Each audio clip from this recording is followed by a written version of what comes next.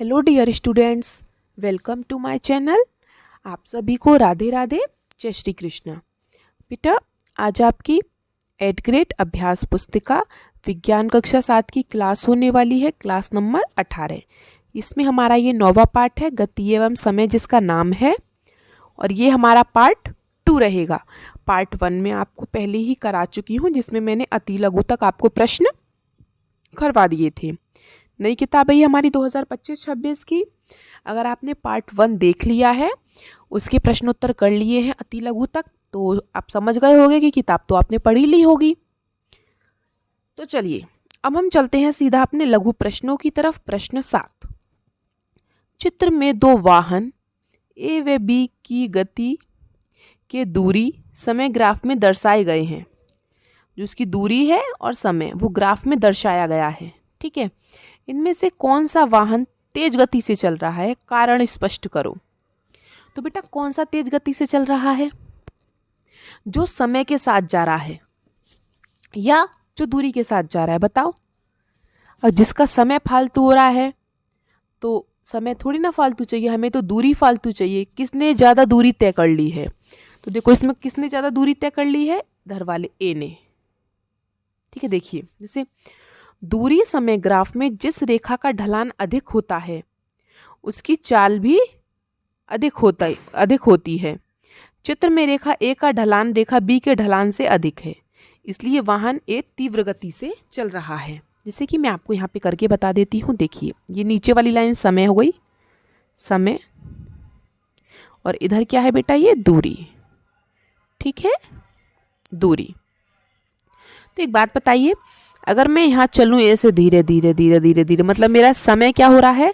घटता ही जा रहा है, तो गलत है। अगर मेरा समय बढ़ता जाए तो मतलब मैं ज़्यादा तेज गति से चल रही हूँ।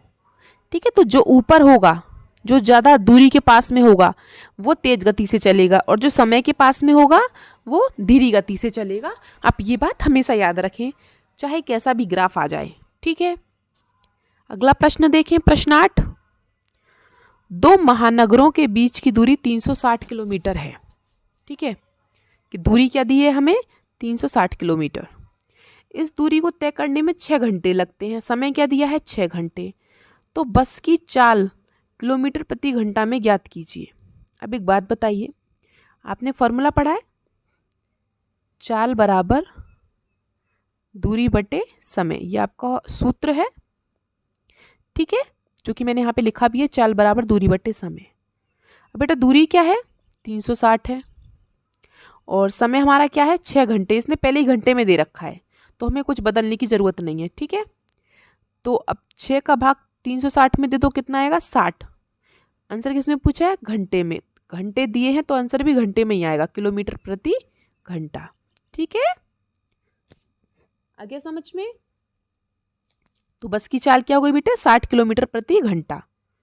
अब कुछ बच्चे सोच रहे हैं किलोमीटर प्रति घंटा कैसे आया। देखो, अच्छा, ये 360 क्या है बेटा? किलोमीटर में है, बटे 6 कितने हैं? घंटे, एच घंटे। ठीक है, तो किलोमीटर पर आवर, जो आंसर आया वो किलोमीटर पर आवर में ही तो आया, यही तो पूछ रहा है ये। ठीक है, आपका फॉर्मूला भी आपके सवाल में ही होता है। ठीक है, इसको आप जैसे मैं 360 km लिख दूं, किलोमीटर, और नीचे 6 h लिख दूं, तो मेरा जो आंसर आएगा वो 6 km पर आवर, ऐसे आ जाएगा। ठीक है, आगे चले तो मात्रक को आप साथ लिख के चलेंगे तो शायद आपको ज़्यादा आसानी होगी। चलिए, दोनों प्रश्न हो गए होंगे, तो हम चलते हैं प्रश्न 9 पर। गति के दूरी समय ग्राफ की आकृति बनाइए। मतलब ये नीचे वाला समय होता है और इधर वाला दूरी होता है, तो हमें 2 ग्राफ बनाने हैं भाई। कौन कौन से? अनियमित चाल से गति करती कार की गति, मतलब उसका समय अलग हो, दूरी अलग हो। ठीक है, तो हम इस तरीके से बना सकते हैं, ऐसे करके, इस तरीके से। जैसे अगर मान लो यहाँ पे समय 1 है तो दूरी हम 2 कर सकते हैं। अगर यहाँ पे समय 2 है तो दूरी हम 4 कर सकते हैं। अगर यहाँ पर समय 4 है तो दूरी हम यहाँ पर 10 कर सकते हैं। तो इस तरीके से बना सकते हैं। ठीक है, लेकिन दूसरे में ये कह रहा है, कार के एक स्थान पर स्थिर रहने पर, कार को एक ही स्थान पर रहना चाहिए, मतलब वो ये कह रहा है, ये समय है हमारा और ये दूरी है। ठीक है, एक ही स्थान पर स्थिर जाना है तो मतलब उसकी दूरी ऐसी रहेगी, सीधी सीधी सीधी सीधी। ठीक है, आ गया समझ में। उसका समय तो बढ़ रहा है, समय 1 हो गया, 2 हो गया, 3 हो गया, 4 हो गया, 5, लेकिन उसकी दूरी वही है। ठीक है, उसी एक ही चाल से चल रहा है, वो अपनी स्पीड नहीं बढ़ा रहा है। ठीक है, स्थिर रहने का मतलब ये होता है। सब ये ग्राफ बना लेंगे, बहुत सरल ग्राफ है। ठीक है, चलिए प्रश्न 10 देखते हैं। वायु का संगठन दर्शाने वाले वृत्त आरेख को प्रदर्शित कीजिए। बेटा हमारा जो वायुमंडल है, जो हमारी ये पृथ्वी है, उस पर क्या है, मान लो जैसे मान लो ये हमारी पृथ्वी है। ठीक है, इसमें क्या है, हमारी पृथ्वी में काफ़ी सारी गैसें हैं, नाइट्रोजन, ऑक्सीजन। इसने वायु का पूछा ना, वायु के संगठन में क्या होते हैं, नाइट्रोजन, ऑक्सीजन होते हैं। ठीक है, देखिए जैसे हमारी पृथ्वी है तो इसमें काफ़ी प्रकार की गैसें पाई जाती हैं, तो सबसे ज़्यादा होती है नाइट्रोजन। ठीक है, 78%। और जो बची है हमारी 21% ऑक्सीजन होती है, और जो 1% में उसमें थोड़ी बहुत गैसें आ जाती हैं। तो ये वही बोल रहा है कि वायु का संगठन दर्शाने वाले वृत्त आरेख को प्रदर्शित कीजिए। ठीक है, इस तरीके से आप बना लेंगे। अब हम चलते हैं 11वें प्रश्न पर। क्रिकेट मैच के दौरान टीम द्वारा प्रत्येक ओवर में निम्नानुसार रन बनाए गए हैं। मतलब 1 ओवर में 2 रन, 2 ओवर में 2 रन, 3 ओवर में 4 रन, 4 ओवर में 7 रन, 5 ओवर में 3 रन। तो हमें उसके लिए ग्राफ बनाना है, जैसे कि मैंने यहाँ पे बनाया है, आप देख सकते हैं। ये ओवर है हमारे, 1 2 3 4 5 6। ठीक है, इधर मैंने रन लिख दिए। जैसे 1 ओवर में 2 रन, तो ये 1 ओवर है, 2 कहाँ पे है, यहाँ तक। फिर 2 ओवर में 2 रन, 3 ओवर में 4 रन, 4 कहाँ पे है, ये रहा। 4 ओवर में 7 रन, 7 कहाँ पे है, ये रहा। 5 ओवर में 3 रन, 3 ये रहा। ठीक है, जो हमें इसके अनुसार रन बनाने हैं। ठीक है, सिंपल सा एक ग्राफ बनाना है। अब हम चलते हैं अपने दीर्घ प्रश्नों पर। प्रश्न 12 देखिए। दोलन गति, आवर्त गति, रेखीय सरल गति, मंद गति, तीव्र गति के बेटा 5 उदाहरण देने हैं। अभी आप बच्चे सोच रहे होंगे कितना बड़ा प्रश्न है, लेकिन मैं क्या करूं। अब दोलन गति है, देखो दोलन गति, आवर्त गति, सरल रेखीय गति, मंद गति, तीव्र गति। मतलब क्या करना है मुझे, इनका 5 उदाहरण देने हैं। दोलन गति क्या होती है बेटा, जो चीज़ अपने वापस वहीं की वहीं आ जाए, वो दोलन गति है। ठीक है, आवर्त गति, जो चीज़ हमारे वापस आ भी जाए और बार बार उसी काम को करे, ठीक है, वो हमारी आवर्त गति है। सरल रेखीय गति जो सीधी चलती हो, मंद गति जो धीरे चलती हो, तीव्र गति जो तेज चलती हो। जैसे कि झूले की गति, वापस जाके वापस आई। दीवार के पेंडुलम की गति, इस तरीके से टन टन टन टन करता है, वापस आ जाता है। सिलाई मशीन की सुई की गति, जहाँ है वहीं वापस आ जाती है। स्प्रिंग से लटके हुए भार की गति, जहाँ स्प्रिंग लटकी और जहाँ छोड़ दी स्प्रिंग, फयूं ऊपर वापस आ गई। तो ये जो उदाहरण है ना, ये हमारे दोलन गति के हैं। तो आप याद रखें कि दोलन गति में है क्या, तो आपको जरूरी उदाहरण याद करने की जरूरत नहीं पड़ेगी। जो पेपर में आए अपने मन से बना के लिख दो। आवर्त गति में क्या होता है कि वही काम बार बार हो रहा है। जैसे कि पृथ्वी का सूर्य के चारों ओर घूमना, वो बार बार घूमती है। घड़ी की सुइयों की गति, बार बार घूमती हैं वो। झूले की गति, आप कोई झूला झूल रहे हो तो बार बार झूलेगा वो। हृदय की धड़कन, धक धक धक धक धक धक, कभी बंद होती है। घड़ी के पेंडुलम की गति, वो यूँ करता ही रहता है, टन टन टन। तो ये फ़र्क है इन दोनों में। सरल मतलब जो सीधी रेखा में चल रहे हैं, जैसे सीधी सड़क पर चलती हुई कार, या ऊपर से नीचे गिरता हुआ पत्थर सीधा गिरेगा। बंदूक की गोली सीधी निकलेगी। पटरी पर चलती हुई ट्रेन सीधी जाएगी। कोई लोग अनशन वगैरह कर रहे हैं, मार्च पोस्ट कर रहे हैं, वो भी सीधी जा रहे हैं। ठीक है, फिर मंद गति जैसे कछुआ धीरे धीरे चलता है। घड़ी की घंटे वाली सुई कितनी धीरे धीरे चलती है। चींटी की गति कितनी धीरी है। बैलगाड़ी की गति, पौधे बढ़ते हैं, धीरे धीरे बढ़ते हैं। तो ये सब मंद गति के उदाहरण हैं। तीव्र गति जैसे हवाई जहाज की गति, रॉकेट की गति, दौड़ता हुआ घोड़े की गति, गोली की गति, गोली कितनी तेज जाती है। और घड़ी की जो सेकंड वाली सुई है वो भी किट किट टक टक टक टक टक टक करके कितनी जल्दी जल्दी जाती है ना।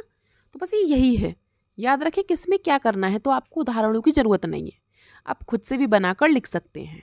ठीक है, अब हम चलते हैं प्रश्न 13 पर।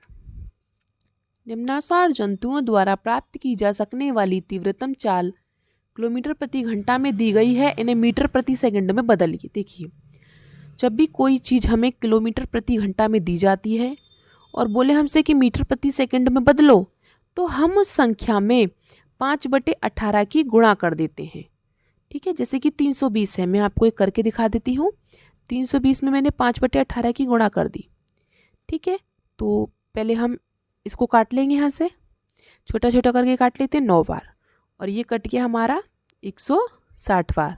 ठीक है, फिर अब इन दोनों की गुणा कर लो, 800 आया, बटे में नीचे 9 आया, और 9 का 800 में भाग किया 88.89 आया। सब में ऐसे करेंगे। 112 में हम 5/18 की गुणा करेंगे, 56 में 5/18 की गुणा करेंगे, 19 में 5/18 की गुणा करेंगे, 11 में, और सबके आंसर निकाल लेंगे। ठीक है, इसलिए आप भूल ना जाओ, इसलिए मैंने ये लाइन छोटी सी करके यहाँ पे लिख दी है। किलोमीटर से घंटा में, किलोमीटर प्रति घंटा से मीटर प्रति सेकंड में बदलने के लिए हम 5/18 से गुणा करते हैं। ठीक है, और देखो एक बात और, अगर किलोमीटर प्रति घंटा से मीटर प्रति सेकंड में बदलना है, अगर इधर से इधर बदलना है तो 5/18 की गुणा, अगर मीटर प्रति सेकंड से किलोमीटर में बदलना है तो क्या करोगे, 18/5 की गुणा। इसी को उल्टा कर दो। ठीक है, चलिए प्रश्न 14 देखिए। किसी कार द्वारा चली गई दूरी व इस दूरी को तय करने में लगा समय निम्न आंकड़ों द्वारा दर्शाया गया है। जैसे 0 मिनट में 0 किलोमीटर दूरी तय की है, 1 मिनट में 2 किलोमीटर गाड़ी चली है, 2 मिनट में 4 किलोमीटर चल दी, 3 मिनट में 6 किलोमीटर चल दी गाड़ी। तो हमने भी यहाँ पर हमने एक ग्राफ बनाया है, इसने बोला है कि आपको ग्राफ बनाना है। ठीक है, तो हमने इस प्रकार से ग्राफ बनाया है, 1 2 3 4 5 6, ये हमारा एक्स अक्ष है, ये वाई अक्ष है, ये हमारी दूरी हो गई, ये हमारा समय हो गया। 1 किलोमीटर में 2 मिनट चली, 2 किलोमीटर में 4 मिनट चली, 3 किलोमीटर में 6 मिनट चली, 4 किलोमीटर में 8 मिनट चली, 4 मिनट में 8 किलोमीटर चली, और 5 मिनट में 10 किलोमीटर चली। तो जो हमारा आंसर आया, ये बिंदु बिंदु बिंदु जो किनारी काट रहा है, वो हमारा आंसर है। इस तरीके से ये लाइन। ठीक है, मैंने यहाँ पे देखिए आपके लिए लिख भी दिया है, मैं थोड़ा जूम करके दिखा देती हूँ आपको। 1 मिनट में 2 किलोमीटर, 2 मिनट में 4 किलोमीटर, 3 मिनट में 6 किलोमीटर। ठीक है, तो बस हमें इस तरीके से छोटे छोटे ग्राफ बनाने होते हैं, ज़्यादा परेशान होने की ज़रूरत नहीं है। अब हम चलते हैं प्रश्न 15 पर। इसी प्रकार इसमें कहा है, ये समय दिया है, ये दूरी दी है कि 8:30 पे हम 20 किलोमीटर पहुंच गए, 9 बजे हम 40 किलोमीटर पे पहुंच गए, 9:30 पे हम 60 किलोमीटर पे पहुंच गए। तो इसी प्रकार मैंने इसका चित्र बनाया है। देखिए 0 20 40 60 80 100, यहाँ मैंने दूरी लिख दी है, और इधर मैंने समय लिख दिया है 8 8:30 9 9:30 10 10:30। तो हम 8:30 पे कहाँ थे, 20 किलोमीटर पे, 9 बजे 40 किलोमीटर पे, 9:30 पे 60 किलोमीटर पे, और 10 बजे हम 80 किलोमीटर पहुंच गए। तो हमारी जो रेखा हुई वो कैसी हुई, ग्राफ इस तरीके से। ठीक है, आगे समझ में, हमें सिर्फ ग्राफ बनाना था। चलिए आगे चलें प्रोजेक्ट 1 पे। प्रश्न 1, समय मापन के लिए उपयोग में आने वाली विभिन्न प्रकार की घड़ियों के चित्र चिपकाकर अथवा स्वयं बनाइए और मतलब उनको बॉक्स में लिखिए। जैसे ये क्या है, दीवार घड़ी, दीवार पर लगाते हैं, टाइम बताती है। ये क्या बेटा, अलार्म घड़ी, इसे हम मेज पर रख सकते हैं, ये हमें सुबह जगा देती है अलार्म सुना के। ठीक है, प्रोजेक्ट में कुछ ऐसा खास है नहीं। देखिए प्रश्न 1, आपके द्वारा देखे गए विभिन्न उपकरण और उनमें होने वाली गति को नाम लिखने हैं। देखिए जैसे ये रही 5 गति, जो अभी प्रश्न आपका आया था ना, आप कह रहे थे कि बड़ा सा प्रश्न है ये। घूर्णन गति, घड़ी की स्विंग। दोलन गति, झूले की गति जो आगे पीछे हो रही है। रेखीय गति, जो सीधा जा रहा है, सीधी सड़क पर चलती हुई कार।